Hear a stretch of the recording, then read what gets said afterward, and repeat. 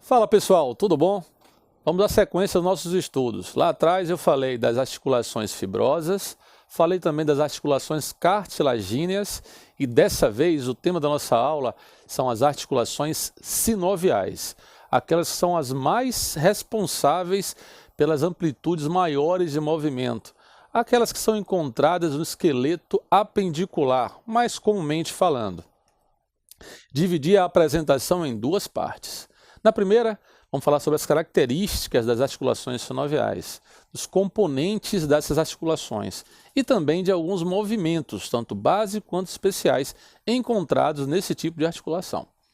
Na parte 2, vamos falar dos 6 tipos dessas articulações sinoviais e aí descrever um pouquinho as características de cada uma delas. Foco na tela, vamos nessa. Então tá aí, de uma maneira geral, as estruturas que compõem uma articulação sinovial. A mais importante dela, que classifica bem uma articulação como sinovial, é a cavidade articular, o espaço entre as superfícies ósseas. Mas a gente vai ver também cartilagem hialina, membrana fibrosa, membrana sinovial, ligamentos, líquido sinovial. Existem uma quantidade enorme de estruturas que formam e que compõem esse tipo de articulação. Vamos dar uma olhada em cada uma delas, pelo menos nas principais. Vem comigo. Então aí está. Vamos destacar cada uma delas. Primeiro, a cartilagem articular aí pintada de verde nessa articulação glenomeral no ombro. Essa cartilagem articular é um tecido cartilaginoso, condrócitos mesmo, que permitem um melhor deslizamento entre as superfícies ósseas. Também permite um pouquinho de amortecimento, haja vista que os condrócitos são células mais maleáveis que os tecidos ósseos, que são durão, né?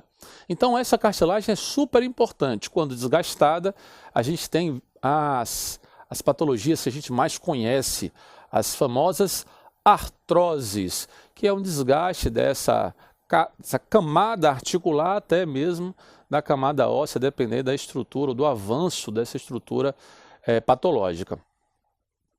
Soma-se a cartilagem articular também a cavidade articular. É o espaço que caracteriza, inclusive, a articulação sinovial. É o espaço entre as duas superfícies ósseas. É esse espaço que faz com que haja o movimento. Sem esse espaço, não há movimento, que é uma característica encontrada, por exemplo, na articulação fibrosa. Não tem espaço entre as superfícies ósseas, ou tem muito pouco espaço, por isso que lá é sinartrose e aqui são diartroses, ou seja, tem movimento. Há também a cápsula articular. A cápsula articular é uma membrana que cobre ou que limita essa cavidade articular. Ela cerca todas as estruturas intraarticulares e ela é dividida em duas partes. Ela pode ser mais externa, a membrana fibrosa, e mais interna, a membrana sinovial, um pouquinho mais fina. Essa cápsula articular também, ela tem como função a proteção. Ela impede que a articulação, por exemplo, saia do lugar, sofra subluxações ou até mesmo luxações, e estabilizando então o movimento dessa articulação. Nós temos também a sinóvia. A sinóvia é o líquido sinovial que compõe, que recheia essa cápsula articular. Esse líquido sinovial, ele nutre essa articulação, mantém a articulação funcionante. É como se fosse uma graxa. Imagine uma porta com as dobradiças e você vai lá e coloca um óleozinho. Pronto, o nosso óleo é a sinóvia, o líquido sinovial. Há também os ligamentos, são estruturas fibrosas que ficam junto com a cápsula, protegendo a articulação, limitando o movimento, impedindo que a articulação sofra as tão famosas luxações e subluxações articulares. É muito comum no ombro, é a articulação mais hipermóvel do nosso corpo, e a gente vai olhar ela sim durante o nosso curso. Também temos os nervos e as artérias e vasos sanguíneos que nutrem essa articulação. Além dessa parte geral, algumas articulações também apresentam estruturas diferenciadas. Só acontecem em algumas articulações, por exemplo, no joelho. No joelho a gente vê entre as superfícies ósseas estruturas fibrocartilaginosas, meio que arredondadas, uma em forma de C, uma em forma de O. São os discos articulares que lá recebem o nome de meniscos. Essas estruturas elas têm como finalidade nutrir a articulação, porque elas ficam sendo bombeadas com a compressão das superfícies ósseas e jogam ou circulam o líquido sinovial por toda a articulação. Além disso, amortece os impactos. Quando você salta, por exemplo, e você chega no solo, essas estruturas meio que amaciam um pouquinho esse movimento, esse impacto, evitando atritos ou desgastes entre as cartilagens articulares e também as superfícies ósseas de uma articulação, por exemplo, como o joelho. Há também bolsas sinoviais e bainha tendíneas. São estruturas meio que fibrosas, são sacos fibrosos com líquido sinovial dentro que impedem o atrito entre um ligamento ou um tendão e o osso. Esse atrito, porventura, se não tivesse essas bolsas que separam essas estruturas, elas iam acabar roçando, atritando-se com o osso e isso, por sua vez, ia resultar em rupturas ligamentares e o ligamento, a gente já viu no slide anterior, é super importante para estabilizar a articulação, impedir, por exemplo, que ela saia do lugar, que sofra as luxações e subluxações. Bom, essas estruturas organizadas, sincronizadas, elas permitem movimentos. E eu dividi três tipos de movimentos básicos. Vamos dar uma olhada nesses. Os movimentos de deslizamento, e aí eles não produzem ângulos. Os movimentos angulares, aí sim a gente tem ângulos entre as superfícies articulares. E os movimentos rotacionais, que acontecem no eixo longitudinal. Soma-se a esses movimentos básicos os movimentos especiais. A gente encontra esses movimentos em diversas partes do corpo. Por exemplo, na mandíbula a gente tem a elevação e o abaixamento, né, a depressão da mandíbula, mas também a gente tem a protusão e a retração da mandíbula. Esses movimentos acontecem articuladamente e permitem, por exemplo, o nosso movimento de mastigação. Que seria dessa abertura se a gente não pudesse fazer para comer uma maçã, por exemplo, né? Alguns movimentos especiais também acontecem na mão. Por exemplo, a oponência acontece entre o polegar e o dedo mindinho. É a união entre esses dois dedos, e isso acontece exclusivamente nesses dedos. Há também na mão, mais especificamente no cotovelo, o movimento de pronossupinação. Né? Esse movimento de pedir alguma coisa é muito característico na nossa espécie. No tornozelo a gente vê 4 tipos de movimento. A dorsiflexão, quando você traz o pé para cima, e a flexão plantar, por exemplo, quando você fica na ponta dos pés. E a inversão e eversão também estão presentes nessa articulação e fazem com que o pé tenha uma habilidade, por exemplo, de você, mesmo correndo em um terreno liso, quando entra no terreno esburacado, você se manter correndo, porque ele vai se adaptando ao terreno. Quando você exagera isso, esses movimentos de inversão e eversão, principalmente o primeiro de inversão, você se submete a uma torção, a uma entorse do tornozelo. Bom, visto isso, bora observar agora os 6 tipos de articulação sinovial. São elas as articulações tipo plana, as articulações cilíndricas, as articulações trocóideas, as articulações elipsoideas, as celares e, por fim, as articulações esferoideas. Para observar como se apresenta cada uma dessas articulações. As articulações planas, o nome já diz. Suas superfícies são planas e assim só permitem movimentos de deslizamento, tanto antero-posterior quanto látero-lateral. Esses movimentos acontecem muito nas articulações do carpo e do tarso, entre os ossos carpais e entre os ossos tarsais. São as articulações intercarpais e as articulações intertarsais.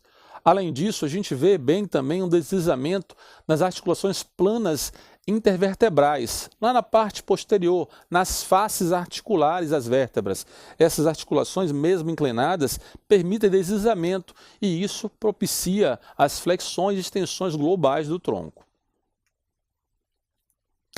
Dando sequência, a gente também tem as articulações cilíndricas. As articulações cilíndricas é tipo um encaixe perfeito entre uma calha e algo cilíndrico que encaixa nessa calha. E aí permite movimentos de rolamento entre essas estruturas. Ela é monoaxial ou uniaxial. Em apenas um plano tem movimento. E esses movimentos são de flexo-extensão.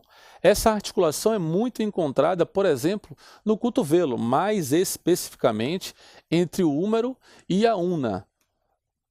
Olha como a articulação é muito bonitinha. Tem a tróclea do húmero e o encaixe com o olecrano ulnar.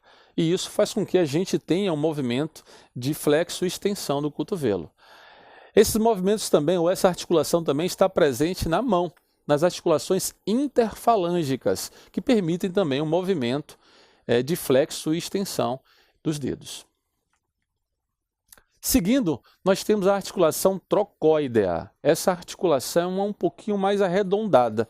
Lembra a bucha e um parafuso, mas o parafuso não penetra. Ele fica rodando dentro dessa bucha, dentro dessa cavidade arredondada. E isso, por sua vez, faz com que o movimento de rotação seja a característica principal dessa articulação. Ela é encontrada lá no cotovelo, mas agora na parte entre a una e o rádio, a articulação radioulnar proximal. Mas também é encontrada na articulação atlantoaxial.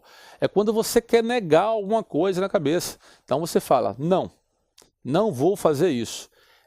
Esse movimento rotacional, boa parte dele, acontece entre as duas primeiras vértebras da cervical, o atlas e o áxice.